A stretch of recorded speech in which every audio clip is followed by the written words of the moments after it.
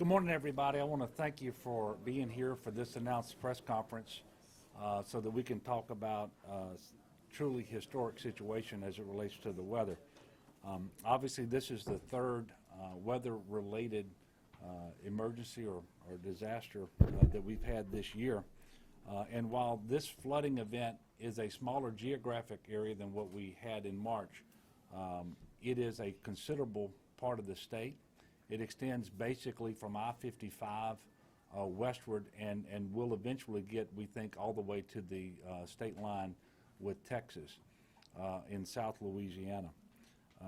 Even though the area is smaller, we believe that the rainfall and the flooding could actually be worse, and in fact already is worse in many areas.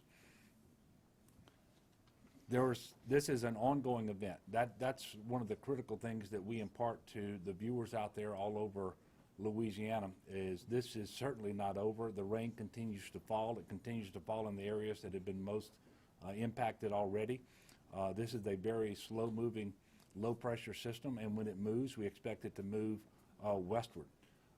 So right now, while the areas that are most impacted are from Baton Rouge over towards the east and Livingston and St. Helena and Tangipahoa, we know that there's already been flooding west and south of Baton Rouge as well, and that may actually get worse with the rainfalls that we're expecting over the coming 24 to 36 hours. What we know is we have record levels of flooding along rivers and creeks, and because these are record floods, we don't know how wide the water is going to get in those areas. We don't, this is unprecedented, so we don't have records that we can go back and see who all is going to be impacted.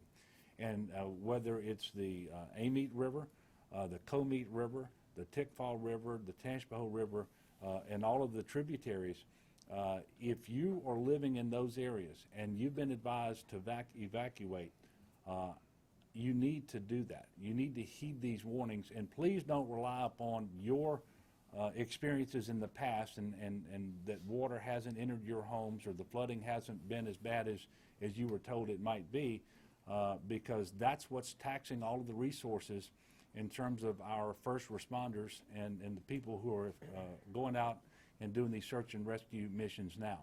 People that should have evacuated in many cases didn't. They wait until it's an emergency, and so they're having to be evacuated by high water vehicles, by boats, and in some cases by aircraft. The other set of folks who are causing search and rescue to happen are those who are getting on the road unnecessarily. So if at this time, if you don't absolutely have to be on the road, we're asking that you stay off the road. If you're going to get on the road, you need to obey all of the signs that say that the road is closed because of water. And it's critically important that you understand that as the waters rise, there are going to be places where roads are going to be underwater, whether they're interstates, highways, parish roads, you name it, and they're going to be dangerous. And they may not be marked as such until we can discover them and actually move signage to those locations. So we're asking motorists to use extreme caution and don't try to go through areas when you see that there is standing water in front of you. We have had multiple fatalities already because of motorists whose vehicles, heavy vehicles, were swept off of roads because of swift-moving currents along these rivers and creeks.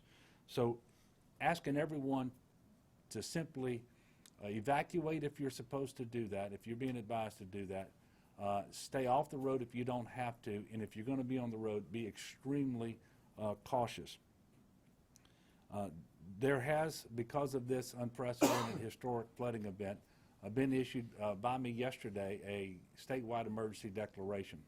As of right now, we have 18 individual parishes that have also declared emergencies, and we have 3 parishes that are in the process of declaring emergencies.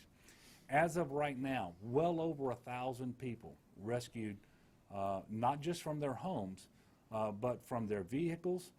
Some people not even from their vehicles. They've been clinging to trees and other things like this in swift-moving floodwaters.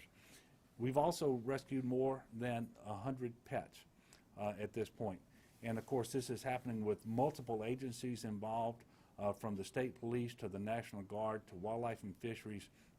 Also, we have the Fire Marshal's Office working with all of the local officials around the state and the local agencies as well.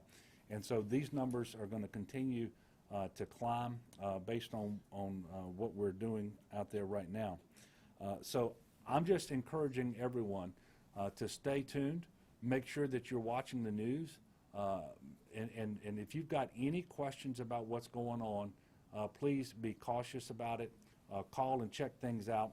If you've got problems in your local area, 911 is the number to call. 911 is the number to call.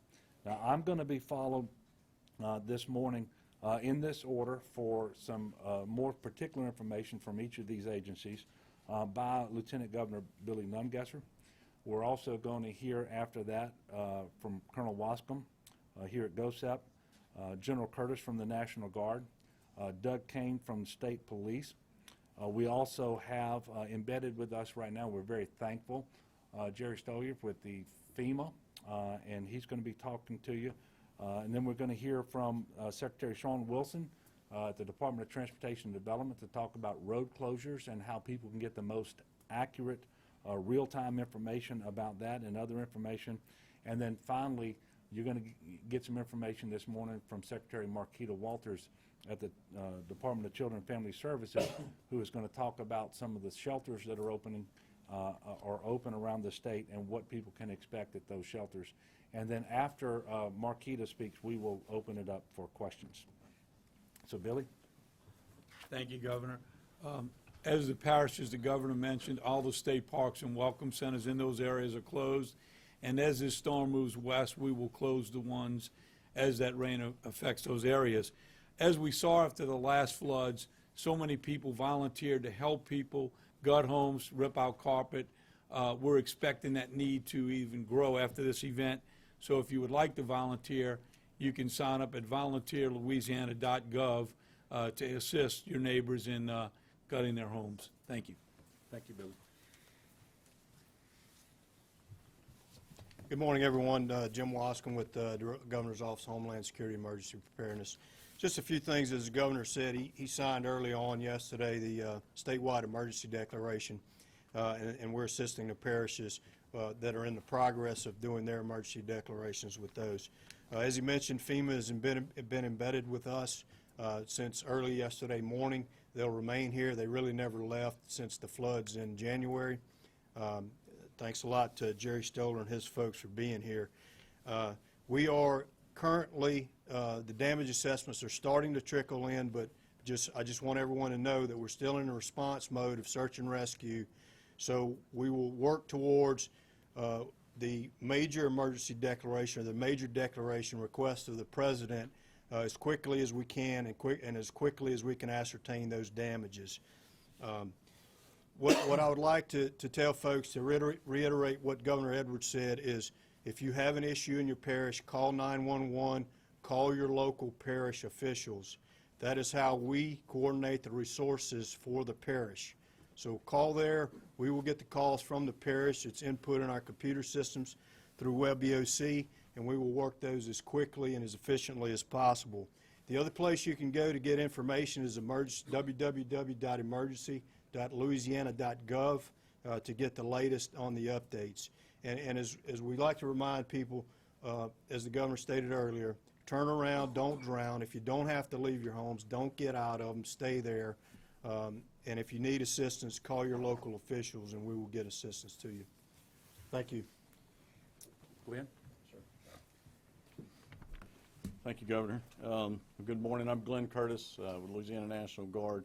As we speak, Louisiana Guard has about 1,000 soldiers on mission here in the state of Louisiana.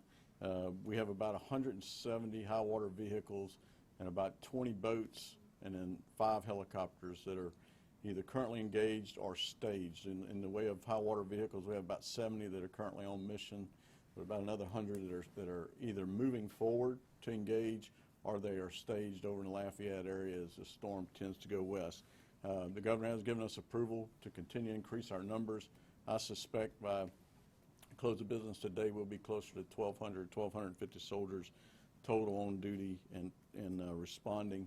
And then we will add in an additional probably 100 high water vehicles. It would bring us up to around 250, 270 high water vehicles. Our helicopters are primarily, they're an active search and rescue right now in the Tangipahoa, Livingston area, and then in Zachary and central area. And so we're trying to coordinate with the officials on the ground to make sure that we get to the critical areas with our helicopters. As this storm continues to move west, we will continue to stay behind that storm, if you will. As soon as we can get our helicopters into other affected areas, we will do that to continue with search and rescue. Some of the boats that we're using, we have 6 of them. It's a jet propulsion boat. It can stand swift currents and it can carry a lot of people. We have those in Livingston and Tangipahoa now. We're bringing more up so that we can put them into rescue efforts also. We are preparing for distribution of commodities and water if and when that need becomes available, and then to support the shelters if required. With that, Governor, that's what I'm set. Thank you very much. Sure. Doug Kane? Thank you, Governor. The Louisiana State Police, along with the Department of Transportation Development, our sheriffs and our chief continue to work some critical highway closures on I-10, I-55, and I-12. Troopers are working dozens of crashes, some of those weather-related, including one confirmed fatality yesterday in St. Helena Parish that was weather-related. So I'll reiterate what the governor said. Our #1 public safety message is to tell people to stay home. If you don't need to be out, if you're high and dry in a safe place, stay there. If you are taking care of a critical need and need to be on the roadway, turn around, don't drown, be safe, and call us if you need us. Thank you. Thank you. Jerry? Thank you, Governor. Again, my name is Gerard Stoller, and I am the pre-designated federal coordinating officer for this event. First, on behalf of all the federal responders that are still working in Louisiana, our thoughts and prayers go out to all of those who have been impacted by this truly historic event. As Director Wascom mentioned, it's going to take some time in order for us to capture the assessment, the true scale and scope of this event.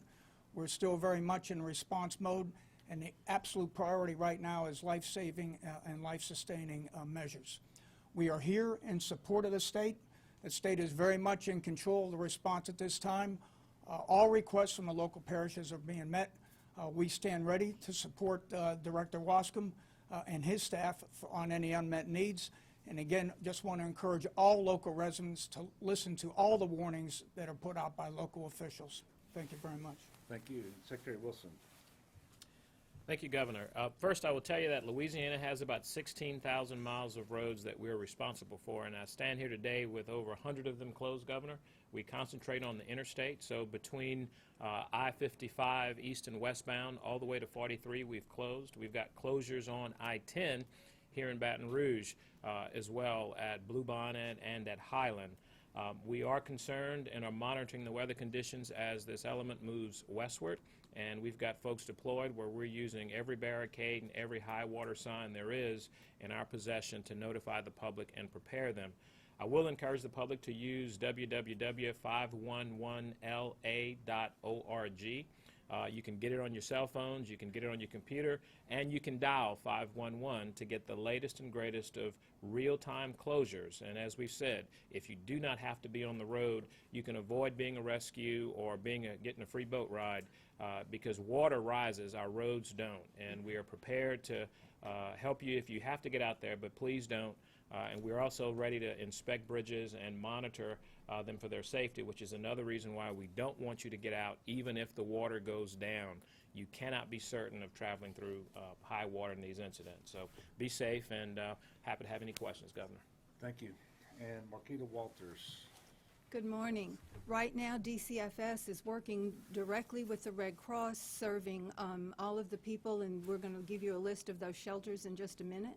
I want to let you know that we have about a third of our staff deployed. We have MREs and water everywhere. We're working very closely with the Red Cross, meeting those local needs, going through your local Office of Emergency Preparedness. That is the way to direct all of your calls and questions for shelters. DSNAP is something that comes in the recovery phase. So we have already talked to our feds. We are matched up with them and ready to roll that when that time comes. That is not immediate. That will happen in a few days. Right now, I want Mary from the Red Cross to come and give you a list of the shelters that are currently open. Good morning. I'm Mary Alessi with American Red Cross. The following shelters are open in Louisiana: First Baptist Church in Greensburg, St. Helena High School in Greensburg, the Baker Civic Club in Baker, Zor Baptist Church in Central, Hamilton Avenue Breck, and that's in Baton Rouge, Clinton Volunteer Fire Department in Clinton, Slaughter Fire Department in Slaughter, Sear Gates Community Center in New Iberia, the Hyman Center in Lafayette, First United Methodist Church in Denham Springs, Bethel Baptist Church in Livingston, Riverside Baptist in Denham Springs, Amite Community Center in Amite, Mike Kinney Center in Hammond, Kentwood High School in Kentwood, and the Boys and Girls Club in Abbeville. Thank you very much. As you can see, this is a major disaster. It is an ongoing event, and the areas where she just mentioned the shelters, those are obviously in the areas that have been most affected to date. However, as this storm moves very slowly to the west, this area is going to grow, and there will be more information about shelters in those areas should they become necessary. So with that, we're going to take some questions now from you all if you have any questions. Governor, how is the state affording this right now? Because I know that cash flow is limited and we're in tight budget times anyway. Well, we are in tight budget times, but when it comes to saving life and sustaining life, we're gonna meet any cost associated with that. We are capturing all of the costs that are being visited upon the state agencies, and that information will be given to Commissioner Jay Darden. And ultimately, we expect that I think it's 75% of that to be reimbursed from the federal government once we get all the appropriate declarations in place, leaving 25% for the state, which is still going to be a lot of money.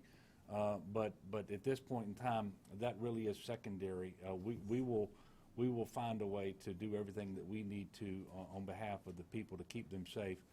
And to the maximum extent that we can to protect their property as well. Governor, Oh, I'm sorry. There you are. sorry. In terms of the number of confirmed deaths, Yeah. how many confirmed deaths are storm-related at this point? I believe there are two. There are two. One in East Baton Rouge. The gentleman who was leaving his house trailer yesterday, trying to because the trailer was taking water, and he was trying to get to the roadway to be picked up. He slipped and fell under the water, and he drowned. We have one in St. Helena Parish with a gentleman who was in a truck that got swept off the roadway. We do have some additional searches underway, but we don't even have it confirmed that there was a vehicle that in fact was swept off the road. But there's some information that we have to lead us to believe that may have been the case also in St. Helena Parish.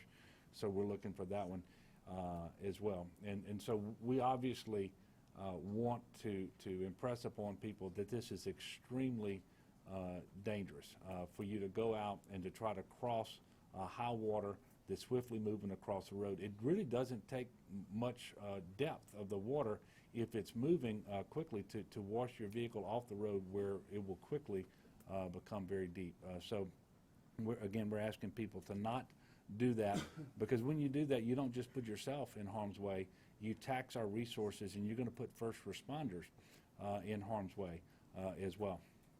Any other questions? Yes, sir. In terms of federal help, obviously FEMA's already Yeah. here. What has the interaction been like? Where are we going? What Well- role they're going to play? Well, first of all, they will play a tremendous role, but in the recovery phase. At this point in time, there are not requests for assistance coming from any local governments in Louisiana that we're unable to meet. So long as that is the case, there is no reason to call upon the federal government for the response phase. we are collecting damage information to make sure that we clear the thresholds necessary to get the full federal assistance as it relates to recovery. But having Jerry on the ground now with his team helps us in that regard as well, so that we can quickly compile all of that information and then get it to the federal government in a form that they can use so that they are available for the recovery. But this is an ongoing event, and we are still in the response mode. And so the actual involvement of FEMA, while it's very important, it's not as it relates to the response. Beth? You said this is an historic event, so you usually look at projections for Yeah. rise of rivers and all of Yeah. that.